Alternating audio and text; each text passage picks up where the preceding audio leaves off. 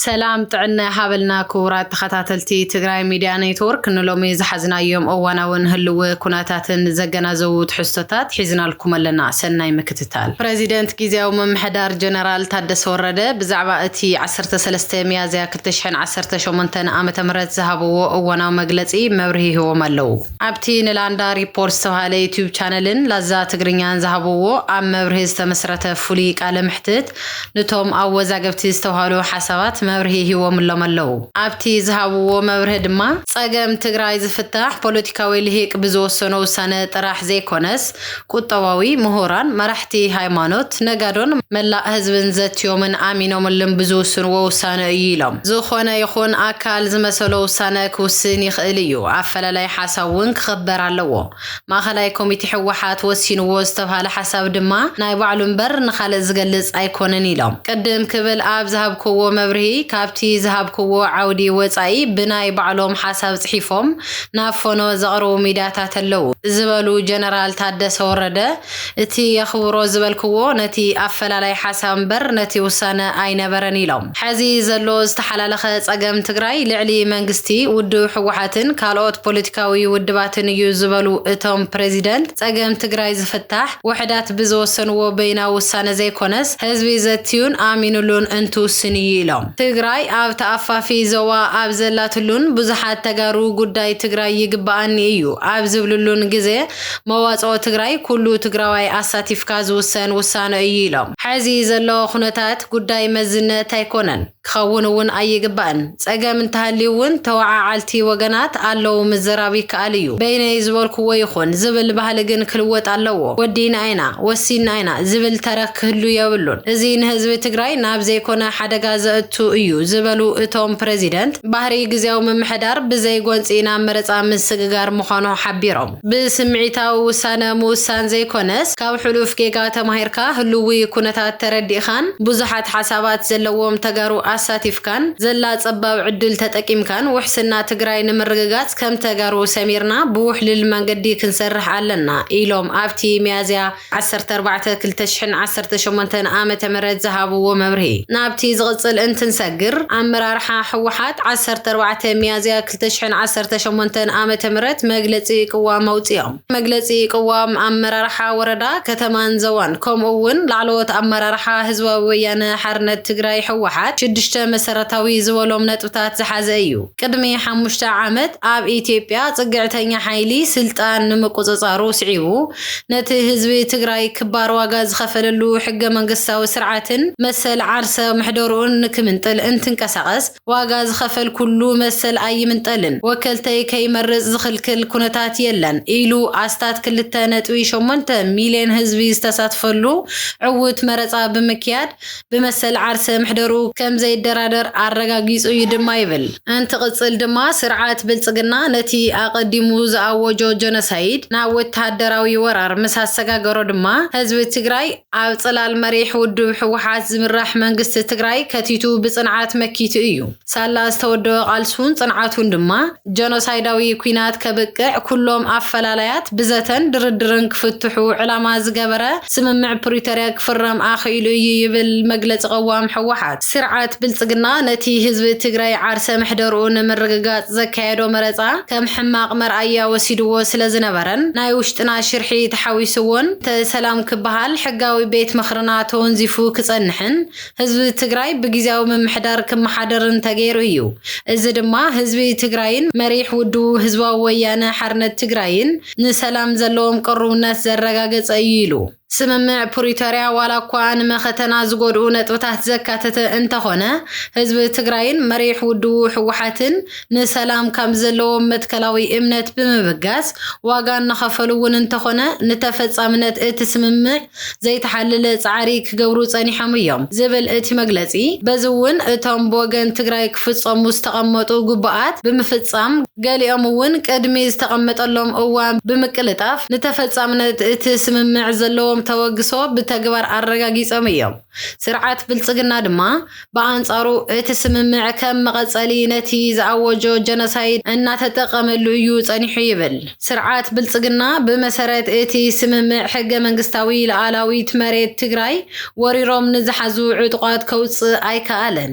እኳ ደኣስ بعدكن سلطنان بمتنخار عب تحتي إزوم عطقات زنبر هزبنا عب جزاء مربتو بسنكي مننتو كقتل كساغان كباررن يقبر الله بحيلي استمزاولن استسددن هزبنا نام مربتو كملس سلازيك على بتميت حمام قرن صحيني هالغلو عب عبايتي بحيلي استباررو هزبنا حدشتي سفرتي بمسفر ديموغرافي ناي مغيار سراح كسرح صانيحنا اللون مخلكال أفلوط ودو حوحاتون أتي سممع مسرت كيهلو بمقبر نتي سممع بقلتي أفريسو ويو كبل كسيسو سرعات بلصقنا نتعقستن محصنتان هزبي تقراين مريح ودو حوحاتن كم دخمت قوزيرو نزي سممع كاب زي مفتصام حاليفون بقلتي إنا تحاسو أيو صانيحو دمايلو سرعات بلصقنا عطوقات بموداون بمسلطانن حادنت هزبي تقراين مزراق ببي إوانو نايتسلين مكففالن آجنداتات بمنزحن عسوات بموفارن كسرح صانيحو كابزي حاليفون نتوم زودوم عطوقات أمريحو أبلعل تقراي تخصي خفيت إيو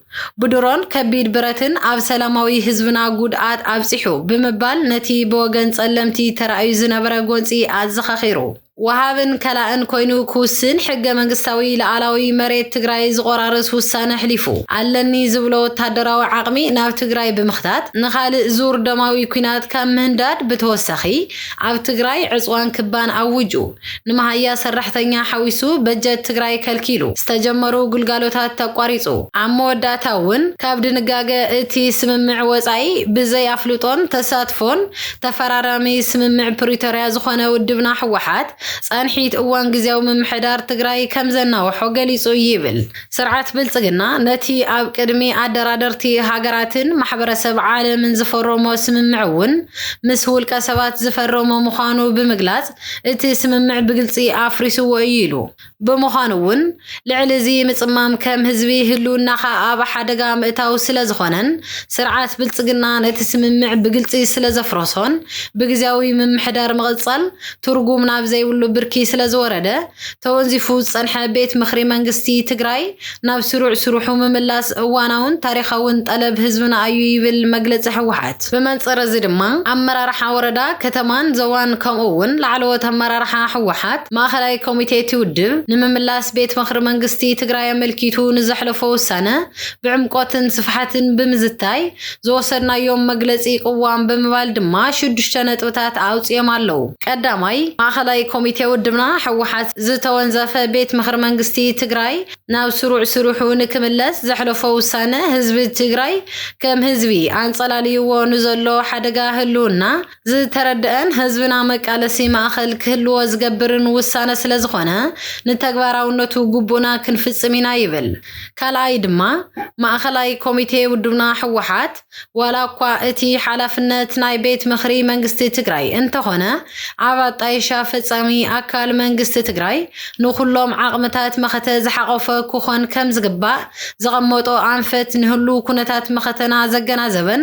ዓቕምታትና ወዲብና ንዝመፀና ቡድሆታት ክንምክት ዘኽእል ውሳነ ስለ ዝኾነን ንተግባራውነቱ እጃምና ክንዋጻይና ዝብል እዩ ሳልሳይ ንዕውትነት ስራሕቲ እዚ ኣብ ፈታኒ እዋን ህዝቢ ትግራይ ንምምራሕ ሓላፍነት ዝሽከም ዘሎ ቤት ምኽሪ መንግስቲ ትግራይ ካባና ትጽቢት ዝግበር ኩሉ ክንፍጽም ቃል ንኣቱ ራብዓይ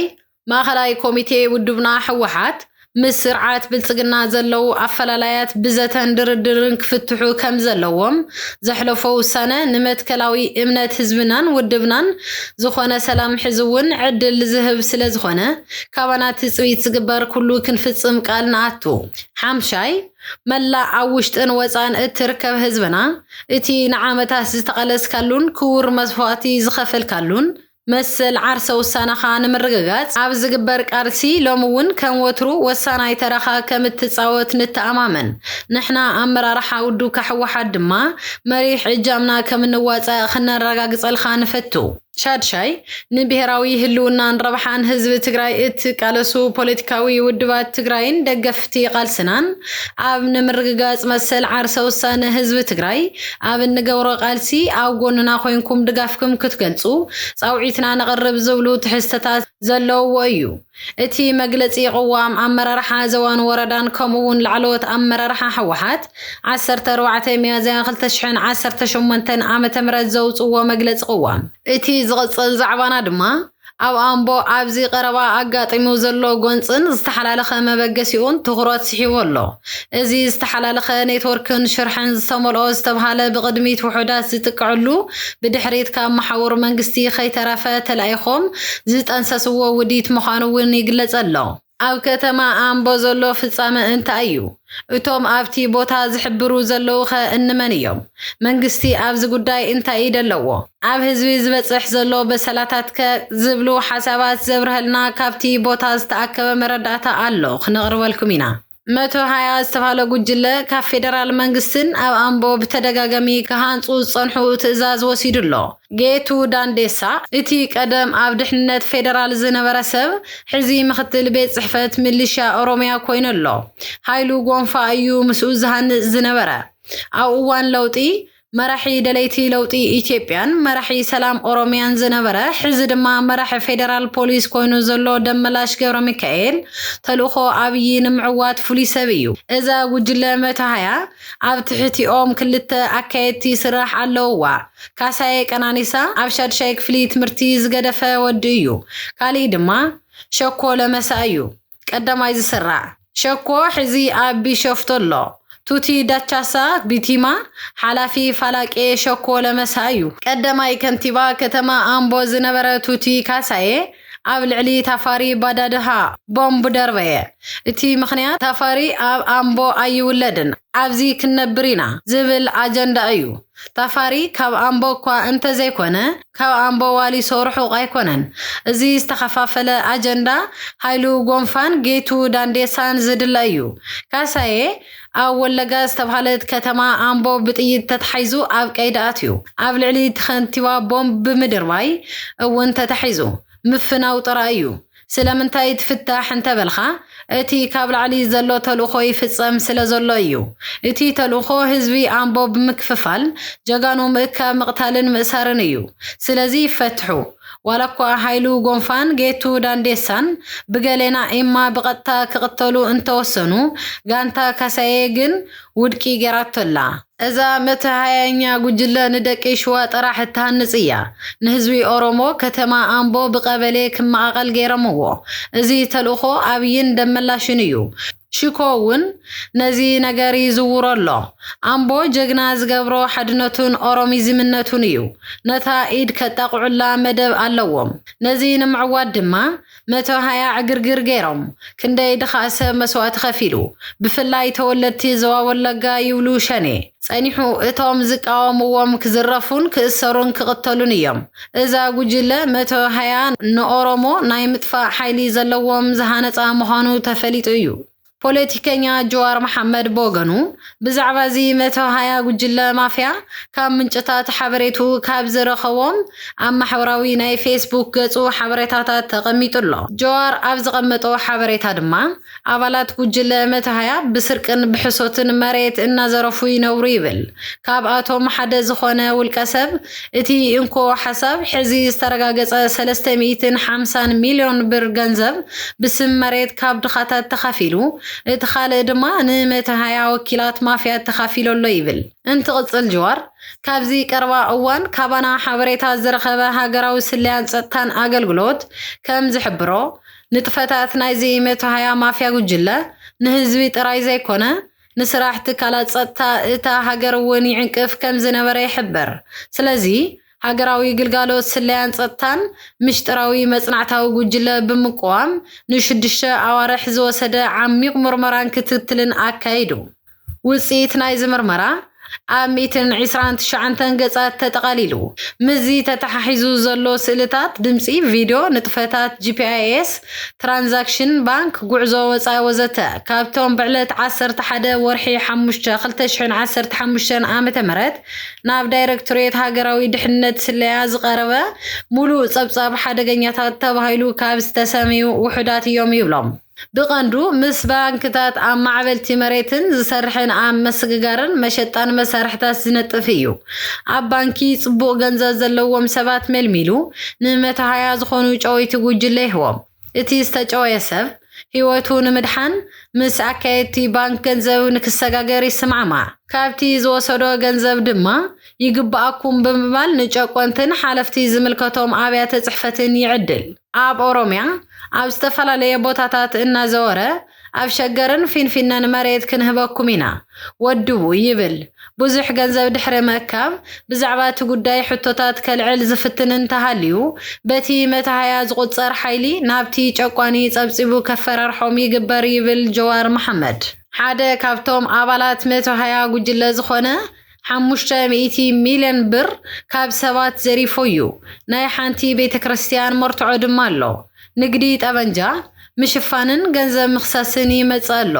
ወኪላት ምሕደራ መሬት አባላት ፖሊስን ምሶም ሰርህ አርአይቢን ወንም ንምርመራ ኣለና ከም መጠንቃታ ድማ ይብል ጀዋር ካብቶም ብራሪያታት 120 ማፊያታት ተከላጸታ ፖሊስ ይርከብዎም ኩሎም አካላጸታ ብራሪያታት ምባል ቆበል አይኮነን አብዚ ማፊያ ካብ ዝሳተፉ ሓይልታት ጸጥታ ካብ 1% ዘይበዝሑ አባላት ፖሊስ ርዕሰ ምትእምማን ዘለዎም እዮም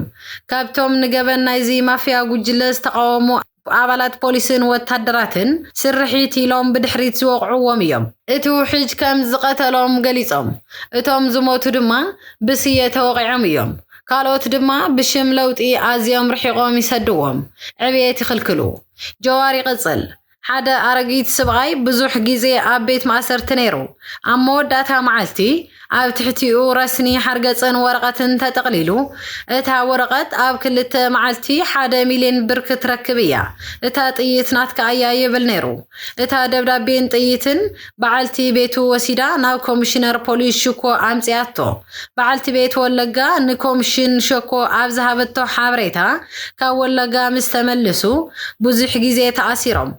ኣብ ሰሙን 7 ሚሊዮን ይኽፈሎም ሸኮውን ክንመሃሪና ኢሉ ፖሊስ ብዛዕባ እቲ አረጊ ስብኣይ ዝተኸሰሰሉ ገንዘብ እታ ሰበይቲ ምስከደት ሓቂ ምዃኑ ይዛረቡ ነበሩ ብድሕሪኡ ኮሚሽነር ሽኮን ንኮማንደር ሙሉና ቃና መንዩ ገበነኛ መርማሪ ምዃኑ ሓቢሩ ብምባል ነቲ ቃል ክፈልጥን ንኻልኦት ከይነግርን እውን ኣጠንቀቆ መን ከም ዝነገሮ ኣይፈልጥን እየ ብምባል ኮነሬል ኣሰፋ ቶሊቻ ነቲ ኣብ ልዕሊ እቲ አረጊ ስብኣይ ዘጋጠመ ስቃይ ደው ከብሎ ይጽዕር ነበረ መንገድውን ዓጽዮም እቲ አረጊ ሰብኣይ ድሕሪ ቁሩብ መዓልትታት መጉዳእቲ ና ሆስፒታል ኣትዩ ሽዑ ድማ ሞት ንሰምዕ ድሒሩ ሞት ምስ ሰማዕኹ ከም ሙሉና ቃና ምስ እንስፍ ባይሳ ምዚ አረጊ ሰብኣይ ተኻፊሉ